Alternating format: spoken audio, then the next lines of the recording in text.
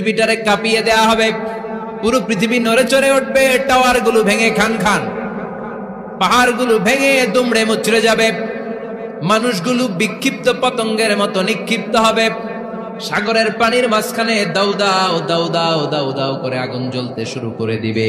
আল্লাহু আকবার। নকশা এঁকে দিছেন আল্লাহ, নকশা এঁকে দিছে না? সুবহানাল্লাহ পড়েন। আবার আল্লাহ বললেন ফাইদা বারিকাল বাসারু ওয়া খাসাফাল কমারু ওয়া জুমিআশ শামসু ওয়াল কমারু ইয়াকুলুল ইনসানু আইনাল মাফার। সেদিন মানুষের চোখ হবে ছানা বড়া, চন্দ্র সূর্যে কোনো আলো থাকবে না, মানুষগুলো দিক বিদিক পাগলের মতো দৌড়াবে, সবার মুখে এক কথা, পালাবো কই? পালানোর জায়গা আছে নাকি শুধু বাংলাদেশের এই সাইডটাতেই কিয়ামত হবে, সৌদিতে আর হবে না? হ্যাঁ, আমেরিকায়, আমেরিকায় কেমনে হবে? ওদিক তো ডোনাল্ড ট্রাম্প থাকে। হ্যাঁ, আমেরিকাতেও হবে, জাপানে হবে, ইন্ডিয়াতে হবে, গোটা বিশ্বে একসাথে কাপাকাপি আর এই ধ্বংসলীলা শুরু হয়ে যাবে। চিৎকার করে বলেন ঠিক কিনা? আল্লাহ বলেন ইয়াউমা নাতুইস সামা কাতাইয়িস সিজিল লিল কুতুব। আকাশ আর আকাশ থাকবে না, কাগজ যেমনি আমরা এরকম ফোল্ড করে ফেলি, ভাঁজ করে ফেলি, মন চাইলে কাগজকে যেমনি আমরা এরকম হাতের মধ্যে গুটিয়ে নেই, সেদিন আকাশটারে হাতের মধ্যে গুটিয়ে নিবে কে? মানুষগুলো পাগলের মতো দৌড়াবে, কেউ থাকবে টয়লেটে, কেউ হসপিটালে, কেউ মাজারে, কেউ বাজারে, যে যেখানে থাক, শুরু হয়ে যাবে কিয়ামতের এই ভয়াবহ দৃশ্য। দুধের বাচ্চাকে রেখে দিয়ে মা দৌড়ে পালাবে। দুধের বাচ্চা রেখে মা কোথাও যায়? কলিজার টুকরা এটা, দুধের বাচ্চা, এটারে ফেলে মা কোথাও যায় না। কিন্তু কিয়ামতের এই ঝাঁকুনির দৃশ্য দেখে আল কারিয়া মাল ওমা আদরাকা মাল, এই দৃশ্য দেখে দুধের বাচ্চারে রেখে মা দিবে দৌড়। অনেক গর্ভবতী মহিলা থাকবে এই কিয়ামতের সময়, যাদের পেটের ভেতরে 2 মাসের বাচ্চা, 3 মাসের বাচ্চা, অপরিপক্ক অপরিণত, বাচ্চাটা এখনো বড় হয় নাই, কোনো বাচ্চার হাত পা এখনো হয় নাই। কিয়ামতের এই ভয়ঙ্কর দৃশ্যটা দেখে জায়গার মধ্যে 3 মাসের অপরিণত বাচ্চাটা ডেলিভারি হয়ে যাবে। আল কারিয়া মাল কারিয়া ওমা আদরাকা মাল। পৃথিবীর যখন এরকম দৃশ্য, আল্লাহ তাআলা ইসরাফিলকে বলবেন, ইসরাফিল তোর তো 3টা ফুৎকার দেওয়ার দায়িত্ব ছিল, দিয়েছে কয়টা? চিল্লায় বলেন কয়টা? এবার আল্লাহ বলবেন এবার দ্বিতীয় ফুৎকার দে। কয় নাম্বার ফু দিবে? ওই ফু দেওয়ার সাথে সাথে ইসরাফিল প্রথম ফুৎকার দিয়ে জায়গা মতো এরকমই দাঁড়ায় থাকবে, আবার যখন গ্রিন সিগন্যাল পাবে মুহূর্তের মধ্যে আরেকটা ফু দিয়ে দিবে। ফু দেওয়ার সাথে সাথে পৃথিবীর সব মানুষগুলো মরে শেষ, কেউ থাকবে? থাকতে পারবো আমরা? থাকার জন্য আসছি। একদিন মাটির ভেতরে হবে ঘরে মন আমার, কেন বান্ধ দালান ঘর, প্রাণ পাখি উড়ে যাবে পিঞ্জর ছেড়ে, ধরা ধামে সবই রবে তুমি যাবে চলে, বন্ধু বান্ধব যত মাতা পিতা দ্বারা সুত সবই হবে তোমার পরে মন আমার, কেন বান্ধ দালান ঘর, একদিন মাটির ভেতরে হবে ঘরে মন আমার, কেন বান্ধ দালান ঘর। ঠিক কিনা? এই গানের কথামালাটা খুব সুন্দর না? আখিরাতের রিমাইন্ডার আমাদেরকে দেয়। এই যে দুনিয়া দুনিয়া, টাকা পয়সা আরো লাগবে, আরো কামাবো, এটাতে আমার হবে না, আরো চাই আরো চাই। এই প্রতিযোগিতা, এই কম্পিটিশন, ওর 5 তলা আমার লাগবে 7 তলা, ওর আছে 20 লাখ আমার লাগবে 30 লাখ, প্রতিযোগিতা আছে না নাই?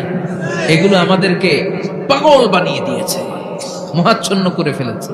পৃথিবীটা আসলে একটা মরিচিকা, ধোঁকা, লোভ লালসা, আজ আছে কাল নাই। 2 নাম্বার ফুৎকার দেওয়ার সাথে সাথে পৃথিবীর সব শেষ। মালাকুল মউত পৃথিবীর সব মানুষের রূহ কবজ করবে। আল্লাহ বলবেন মালাকুল মউত আখবিরনি মাইয়াবকা, আমাকে বল আর কে আছে। মালাকুল মাউত বলবে পৃথিবীর সব মানুষের রুহু কবজ করে শেষ কেউ নাই। মানুষবিহীন পৃথিবী, মানুষের কোলাহলে পৃথিবীটা মুখরিত থাকতো এতদিন। গোটা পৃথিবীব্যাপী মানুষের কোলাহল, ওই যে সাইয়েদনা আদম থেকে শুরু হয়েছে, আর থামে নাই। মানুষ আর মানুষ, মানুষ আর মানুষ, সব মানুষ শেষ। আল্লাহ আশরাফুল মাখলুকাত একটারেও রাখি নাই, সব শেষ। শুধু আছে জিন জাতি। আল্লাহ বলবেন যাও এবার জিন জাতি ধরো, জিনদের রুহু কবজ করো। মালাকুল মাউত কিন্তু জিনদের রুহু কবজ করে। ওমা খলাকতুল জিন্না ওয়াল ইনসা ইল্লা লিয়াবুদুন। জিন জাতি আর মানব জাতি, এই দুই জাতিকে আল্লাহ তাআলা তৈরি করেছে কার ইবাদতের জন্য। আমরা যেমনি নামাজ পড়ি, জিনেরাও নামাজ পড়ে। আমরা যেমনি রমাদানের রোজা রাখি, জিনেরাও রমাদানের ফরজ রোজা রাখতে হয়। আমরা যেমনি হজ করি, জিনেরাও হজ করে। আমরা যেমনি আরাফার দিনে কাঁদতে কাঁদতে আল্লাহর কাছে দোয়া করি, আল্লাহ লাব্বাইক করে, জিনেরাও পড়ে। আমরা দেখি না, এদের দেখা যায়? দেখা যায় না। জিসমুন নারিয়ুন, আগুনের তৈরি ওদের দেহ। ইয়াতাশাক্কালু বিআশকালিন মুখতালিফা, বিভিন্ন কালার ধারণ করতে পারে, বিভিন্ন রং ধারণ করতে পারে। জিনের সংজ্ঞা হচ্ছে জিসমুন নারিয়ুন ইয়াতাশাক্কালু বিআশকালিন মুখতালিফা, আগুনের তৈরি এক সৃষ্টি। বিভিন্ন সূরত তারা নিতে পারে, মানুষের সূরত নিতে পারে, প্রাণীর সূরত নিতে পারে, ঠিক কি না? মালাকুল মাউত জিন জাতি হত্যা করতে শুরু করবেন, রূহ কবজ করবেন। করতে করতে সব শেষ। খারাপ জিনদের সর্দার হলো ইবলিস। সব জিনদেরকে মারতে যত কষ্ট দেয়া হয়েছে, সবচেয়ে বেশি কষ্ট দিয়ে ইবলিসের রূহ কবজ করে ফেলা হবে। ইবলিস আর নাই, মানুষও নাই, জিনও নাই, পশু পাখি কিচ্ছু নাই। আল্লাহ বলবেন ইয়া মালাকাল মাউত আখবিরনি মাইয়াবকা, অনেক দায়িত্ব পালন করেছিস তুই। মানুষ মারলি, জিন মারলি, মৎস্যকুল মারলি, পাখি মারলি, সব মারলি, এবার আর কে বেঁচে আছে বল। মালাকুল মাউত বলবে আল্লাহ আর কেউ নাই, খালি ফেরেশতারা আছে। কারা আছে? মালাইকা। আল্লাহ বলবে যা এবার ফেরেশতাদের গোষ্ঠী শেষ কর। মালাকুল মাউত একটার পর একটা ফেরেশতার রূহ কবজ করবে, একটার পর একটা, একটার পর একটা, করতে করতে সব ফেরেশতা। ফেরেশতাদের সংজ্ঞা হচ্ছে জিসমুন নূরিয়ুন ইয়াতাশাক্কালু বিআশকালিন মুখতালিফা, আলোর তৈরি, নূরের তৈরি একটা দেহ, চাইলে বিভিন্ন সূরত ধারণ করতে পারে। জিন আর ফেরেশতার পার্থক্য বুঝেছেন? জিন কিসের তৈরি? আগুন, জিসমুন নারিয়ুন। আর ফেরেশতা হচ্ছে জিসমুন নূরিয়ুন, নূর দিয়ে তৈরি। একের পর এক ফেরেশতা সাবার করা হবে। এবার আল্লাহ বলবেন ইয়া মালাকাল মাউত আখবিরনি মাইয়াবকা, আর কে কে বেঁচে আছে বল। মালাকুল মাউত বলবে মাবুদ কেউ নাই, মানুষ নাই, জিন নাই, ফেরেশতাও নাই, শুধু আমার তিনজন কলিগ বাকি। কয়জন? জোরে বলেন কয়জন? জিব্রাইল বাকি, ইসরাফিল বাকি, মিকাইল আর আমি আজরাইল। আল্লাহ বলবে মিকাইলের রূহ কবজ করে নিয়ে আয়।